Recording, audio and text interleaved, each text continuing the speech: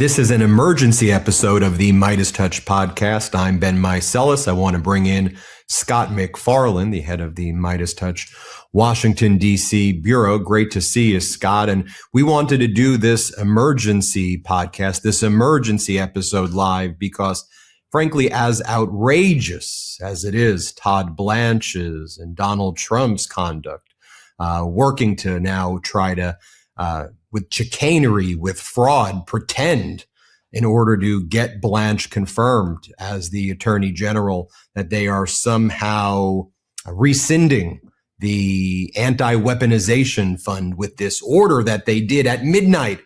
Wasn't it Chris Rock who said, at 3 a.m., if you're going to the ATM, you should probably say, maybe I shouldn't do that. A voice should come in and say, it's kind of the same thing in the legal world. If you're filing something around midnight, it's one of the big red flags that says, I think that they're probably trying to hide something. And so Trump wants his criminal defense attorney. I was going to say former Scott, but let's face it, even though he's the acting AG, he's serving as Trump's criminal defense attorney right now. And he said as much during his confirmation hearing. I'm Trump's friend and former lawyer. But what they tried to pull was pretend, Tillis and Cornyn, they wanted us to rescind in writing the anti-weaponization fund. And also what Tillis and Cornyn were saying was that they wanted the settlement agreement rescinded, not to do an order on just the anti-weaponization fund. But Trump and Blanche, right around midnight, tried to say, look, we're rescinding the weaponization fund. Look at this order that Blanche is publishing. And then it was accompanied by a press release. Mm-hmm. And the press release talked about updates on the settlement. Notice it didn't say rescission of settlement. It said an order regarding the anti-weaponization fund and then a update on the settlement. When it affirms Trump's IRS immunity. It's not signed by all of the parties, so it's void on that basis alone because the underlying settlement agreement from May 18th requires that all parties sign. So you basically have a non-enforceable agreement that Blanche, if and when he's confirmed, and it seems like he's going to be confirmed, Scott, can just issue an order that overturns this order. It seems pretty clear you could do that because the settlement agreement's in effect. The settlement agreement is left in place.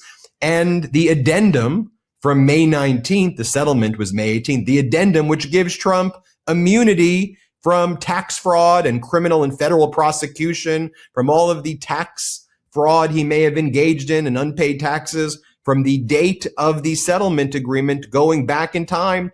It's affirmed for Trump, for his kids, for the Trump Trust, for the Trump Organization. If anything, what Blanche did made it stronger by actually saying, we're affirming it. And then they go, it's not retroactive. It is retroactive. It's not prospective. And so we just wanted to clarify that.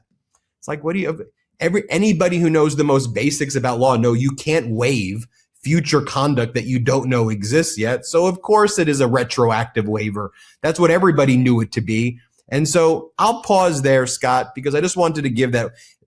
As outrageous as what Trump and Blanche did, the coverage of this has been so outrageous. To read headline after headline, just buying what Blanche said. Newsweek, the $1.8 billion fund was set up in May, but has now been formally abandoned after significant bipartisan scrutiny. Look at puppy dog face of Todd Blanche right there. Like he's doing the right thing. You have the headline from NBC, acting AG Todd Blanche reaches deal with holdout senators to scrap $1.8 billion weaponization fund.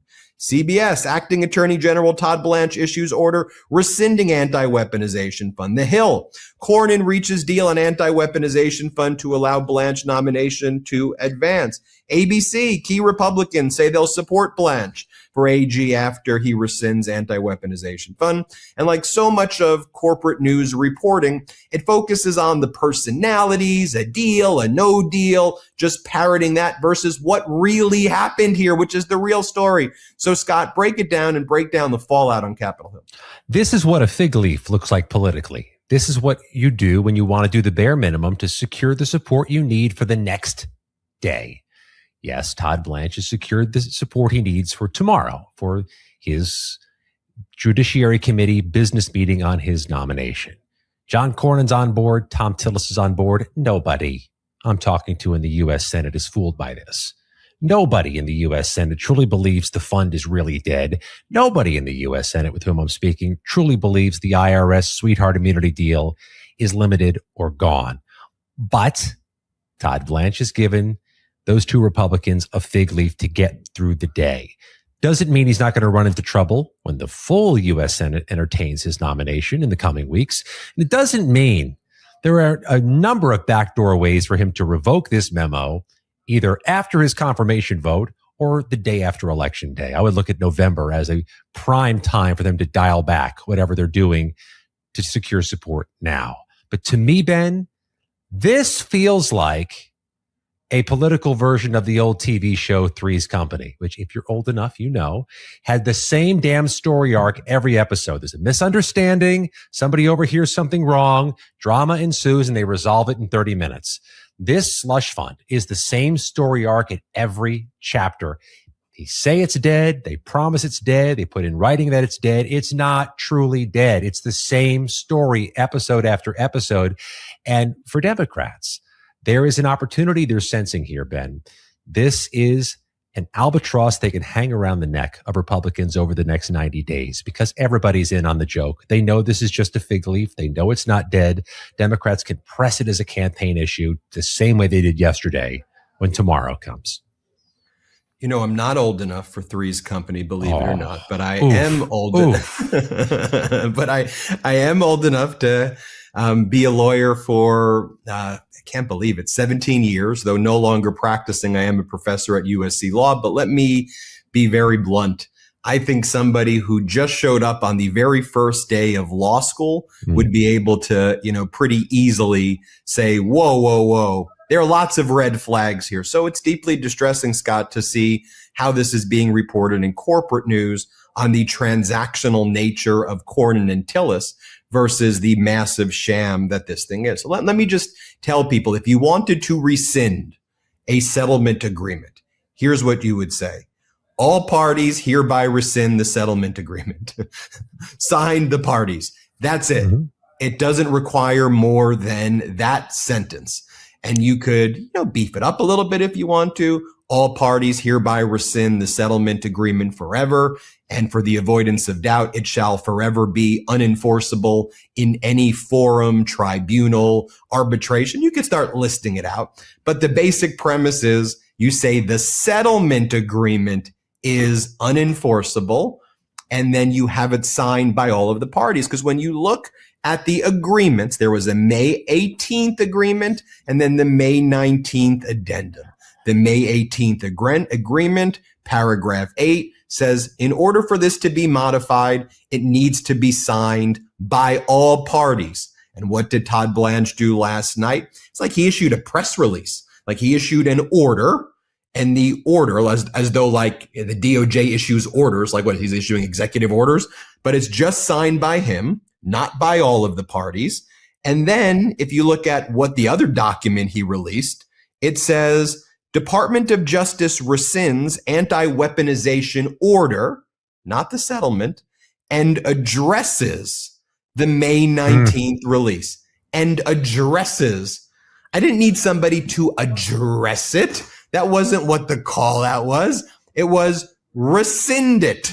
And so we could go deeper, Scott, but in many ways, it's so basic right there. And frankly, in a healthy media environment, the headlines that should come out right away would be, this is a fraud. This is a sham. Donald Trump has just solidified his IRS immunity for himself, his trusts, and his family.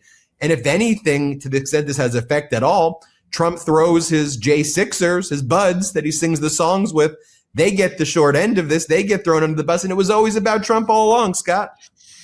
Yeah, a lot to unpack there. Let's start with the fact that the January 6th cop beaters are still going to get taxpayer money. Whether the fund is reconstituted tomorrow, next year, next decade, they still have their other avenues to get money. They're going through the court system and the federal complaint system to get settlements with the federal government for injuries they did not suffer in large part because the Department of Justice is not standing in the way. The Department of Justice is not going to stop people who beat cops from getting taxpayer money through the other mechanisms that are available to them.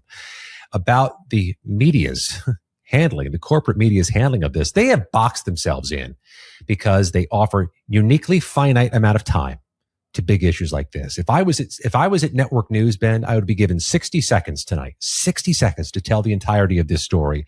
And it would be insisted that I include Trump's argument, Trump's lies, which shrinks that bandwidth down to 30 or 40 seconds. Not enough time to really pull back the mask and reveal the monster that's there in this slush fund.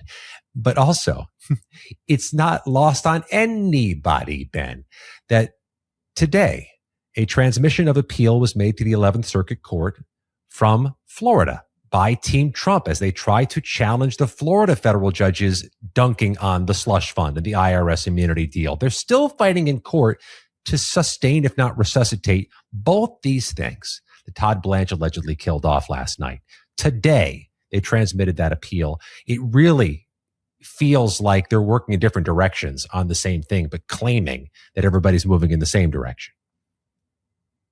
Even when you look at these documents that Blanche posted on social media, on X at around midnight, I mean, you take a look at what some of these things say. I mean, look, it says A.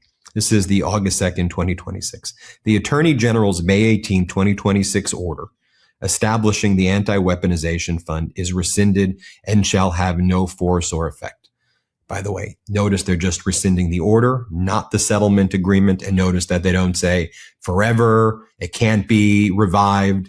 You know, it has to be revived via legislation. We had no authority to do it. So there's no language there. Then you go for the avoidance of doubt. Nothing in this order is intended to contradict or otherwise be contrary to prior representations by the Department of Justice that the fund is not operative. Well, the prior representations by the DOJ was actually not that, right? When Todd Blanche testified for his confirmation hearing, he actually said, sure, Donald Trump and his private attorneys would have the ability to claim that the settlement agreement is enforceable unless all parties sign it. So they incorporate by reference the defense for Donald Trump and just think we're all stupid and we're going to be like, oh, okay, I guess they say that. Then it says, no members were appointed, no funds were transferred, no process for receiving claims was established, no claims were paid. Nevertheless, several frivolous lawsuits have been filed challenging the fund. Frivolous lawsuits, huh? I remember the lawsuit in Virginia prevailing. And there was a preliminary injunction issued against Blanche. Blanche lost, so he's calling that frivolous. But notice what they say, Scott. And at least one court has declined to dismiss those claims as moot. That's an interesting way of phrasing that you lost. The court declined to dismiss it as moot. Yeah, they granted a preliminary injunction against you, Blanche, and the DOJ for doing something unlawful. And when they use that language, Scott, and I see their behavior on the reflecting pool where they prosecuted David Hearn, and you see this flagrant, awful behavior, it's like this deranged stuff also is hurting our country in the most profound ways every day. And these are the same people doing the war in Iran. These are the same people covering up the Epstein files with this shit right here, Scott. Yeah, and the use of the word frivolous in the memo jumped out at me as a red flag. He's making a political argument here and trying to speak to the audience of one more than the audience of two U.S. senators. I'm going to be honest with you here. I think they try to bring this thing back fast because Trump isn't hiding the ball, Ben. He's clear that he wants it to move forward. So they're not going to try to mothball this thing until we forget about it or until January 19th, 2029. This feels like something they're going to go back on soon. You know, that's a big important point that you make. And by the way, I'm not just, some people get annoyed when I plug my book, WTF America, but there are profound points that I want the legacy of this network to have, and that I want I wanted to live beyond me, no matter what happens to me or Meidas or any person. I want these concepts to be out there. And what you said is one of the main things we hit on. This is happening in plain view, a lot of it. Don't get me wrong.